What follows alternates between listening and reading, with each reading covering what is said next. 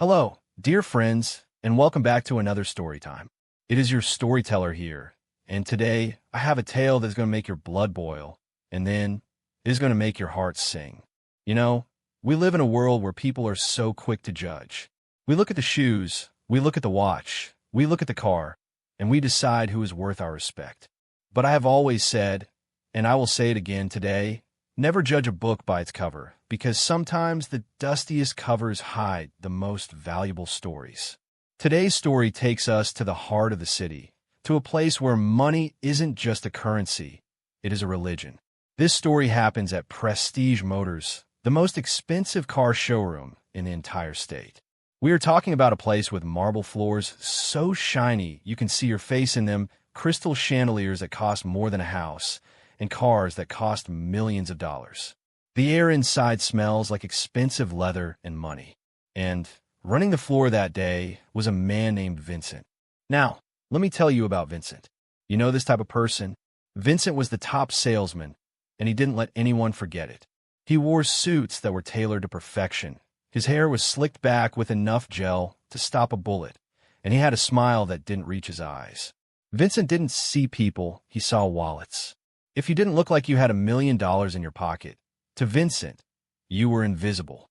Or worse, you were trash. It was a Tuesday afternoon, usually a slow day. Vincent was standing by the front desk, polishing his gold watch, chatting with the receptionist, a kind young girl named Sarah. Sarah was different. She was new, only 22 years old, and she was working 3 jobs just to pay for her mother's heart medication.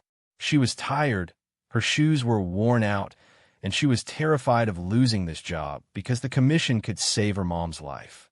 Vincent was lecturing her, as usual. "Sarah," he said, looking at his reflection in his watch, "you need to be more aggressive. If a customer walks in and they aren't wearing a Rolex, don't waste your coffee on them. We are selling dreams here, not charity." Sarah just nodded, keeping her head down. "Yes, Mr. Vincent, I understand."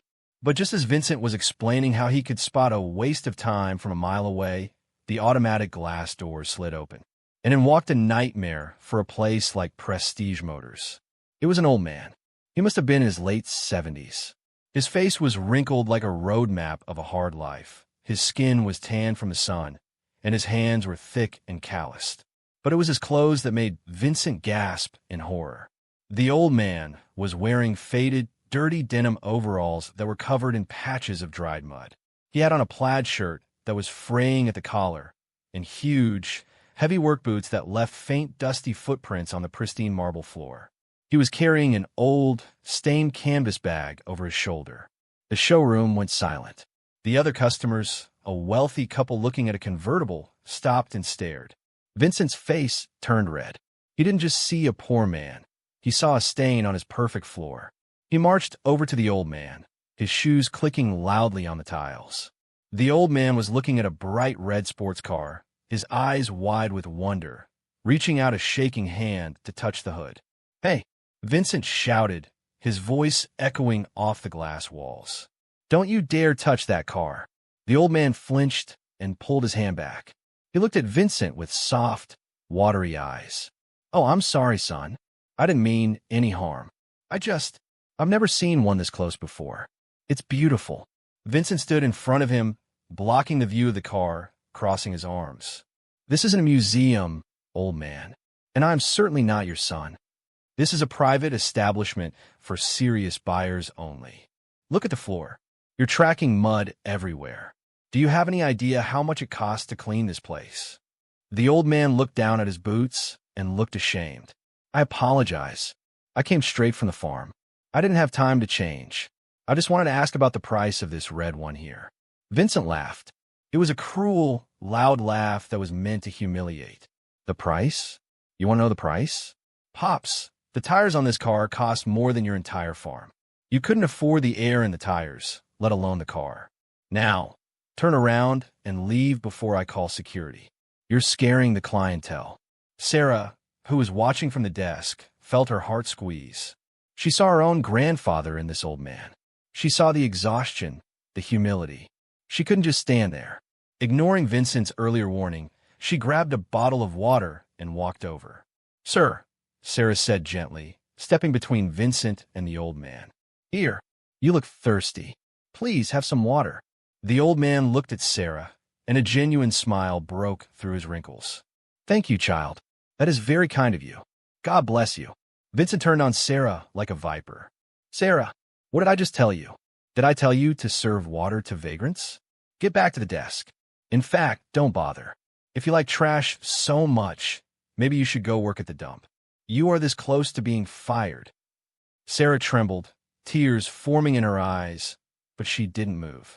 Mr. Vincent, he's a human being. He just asked a question. The old man placed a hand on Sarah's shoulder gently. It's okay, miss. Don't lose your job over me. I've been kicked out of better places than this. He turned to Vincent, his voice changing slightly. It wasn't weak anymore, it was calm. Young man, I have money. I came to buy a car for my granddaughter's graduation. She's been studying hard, became a doctor. I promised her this specific red car when she was 5 years old. I always keep my promises. Vincent scoffed, looking at the dirty canvas bag the man was holding. Oh, sure. What do you have in that bag? Chickens? Corn? Listen to me. The price of this car is $300,000. Cash. Do you have $300,000 in your dirty bag? No? Then get out. Vincent reached out and shoved the old man's shoulder. It wasn't a hard shove, but the old man was frail. He stumbled back, his heavy boots caught on the floor, and he fell. He hit the ground hard. His canvas bag fell from his shoulder, but it didn't open. Oh my God! Sarah screamed. She dropped the water bottle and rushed to help him up. Sir, are you hurt? The wealthy couple in the corner started laughing. Good job, Vincent, the husband called out. Keep the riffraff out. We don't want fleas jumping on the leather seats. The old man sat on the floor for a moment. He didn't try to get up immediately. He just looked up at Vincent, then at the laughing couple, and finally at Sarah, who was dusting off his dirty overalls with her own clean hands, not caring about the mud getting on her uniform. I'm so sorry, Sarah whispered, crying now. Please let me help you up. The old man patted Sarah's hand. Thank you, Sarah. You have a good heart. A rare heart. He slowly got to his feet with her help. He didn't look angry. He looked disappointed. He looked at Vincent, who was now checking his suit sleeve to make sure he hadn't touched the dirt. You have made a big mistake today, young man, the old man said quietly. The only mistake I made was not locking the door earlier, Vincent sneered. Now, get out, or I'm calling the police and telling them you tried to rob us. The old man nodded slowly. He reached into his pocket. Vincent jumped back. He's got a weapon. But the old man didn't pull out a weapon. He pulled out an old brick-like cell phone. He dialed a number, put it to his ear, and waited. The room was silent, everyone watching. Hello, Edward, the old man said into the phone. Yes, it's Dad. Yes, I'm at the downtown branch. No, I'm fine. Well, actually, I'm not fine. I've just been assaulted by your floor manager. Yes, push to the ground. Yes, he told me I couldn't afford the air and the tires. Vincent's face went pale. The color drained from his skin so fast he looked like a ghost. He knew the name Edward. Everyone in the state knew the name Edward. Edward Sterling was the CEO of the entire Sterling Auto Group, the company that owned this dealership and 50 others across the country. The old man continued speaking, his eyes locked on Vincent. Yes, I'm here. Bring the paperwork. And Edward, bring the termination papers too. We have some house cleaning to do. The old man closed the phone and put it back in his pocket. The silence in the showroom was now heavy, thick with fear. Vincent stammered. Who are you? The old man straightened his back. Suddenly, he didn't look like a frail farmer. He looked like a giant. My name is Arthur Sterling. I founded this company 40 years ago with money I made from farming. I built this empire with these dirty hands and these muddy boots. And I built it on respect. Something you clearly lack. Vincent's knees buckled. He grabbed the counter to stop himself from falling. Arthur Sterling, the legend. The man who had retired to his farm 10 years ago and was never seen in public. Vincent had just shoved the owner of the company onto the floor. Mr. Sterling, sir. Vincent choked out. I didn't know. It was a misunderstanding. I was just trying to protect the inventory. You know how it is. We get all sorts of people. Protect the inventory? Arthur interrupted, his voice booming. You judged me because of my clothes. You treated me like garbage because you thought I was poor. Let me tell you something, boy. Money doesn't make you rich. Character makes you rich. And you? You are the poorest man I have ever met. Just then, the glass doors flew open. A black limousine had screeched to a halt outside. A tall man in a sharp gray suit ran inside, followed by 2 security guards. It was Edward Sterling, the CEO. He looked panicked. He ran straight to the old man. "Dad, are you hurt?" Edward asked, checking his father for injuries. He glared at Vincent.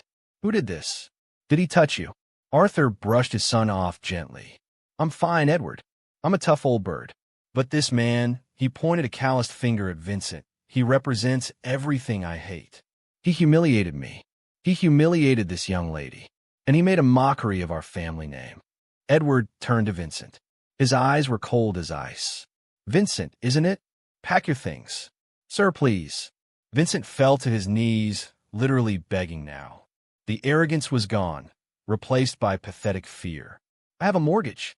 I have a car payment. Please, give me another chance. I'll do anything. I'll apologize. Look, I'm sorry." He crawled toward Arthur's muddy boots. Arthur stepped back. "Save your tears. You weren't sorry when you pushed me. You're only sorry because you got caught. You're fired. And I will make sure every dealership in this state knows what you did. You won't sell a bicycle in this town again." 2 security guards stepped forward, grabbed Vincent by his expensive suit, and dragged him toward the door.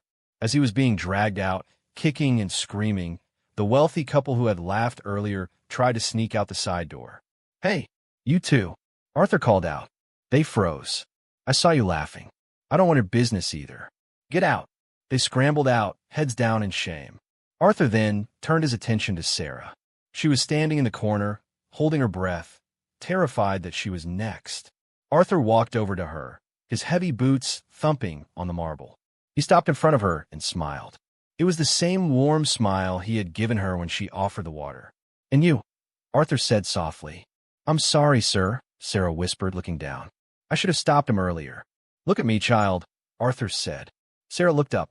"You were the only one who saw a human being. You risked your job to give water to a thirsty old man. You have a kindness that is rare in this business." He turned to his son. "Edward, what position does she hold?" "She's a receptionist, Dad." "An intern," Edward replied. Arthur shook his head. "Not anymore. What is your name, my dear?" "Sarah, sir." "Sarah," Arthur said, reaching into his dirty pocket again. He pulled out the canvas bag. He opened it. Inside, there were stacks and stacks of cash. Hundreds of thousands of dollars. "I came here to buy a car for my granddaughter, but I think I found something better. I found a future leader." He handed the bag to Edward. "Count this. Pay for the red convertible. Deliver it to my granddaughter. But for Sarah, Edward, I want you to promote her. Make her the head of customer experience. I want every person who walks through these doors to be treated the way she treated me." Sarah's jaw dropped. "Sir, I don't know what to say. I don't have experience." "You have the only experience that matters," Arthur said. "You have heart.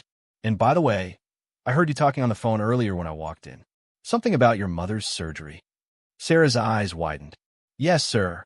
Arthur turned to his son. "Edward, write a check. Cover the surgery. All of it.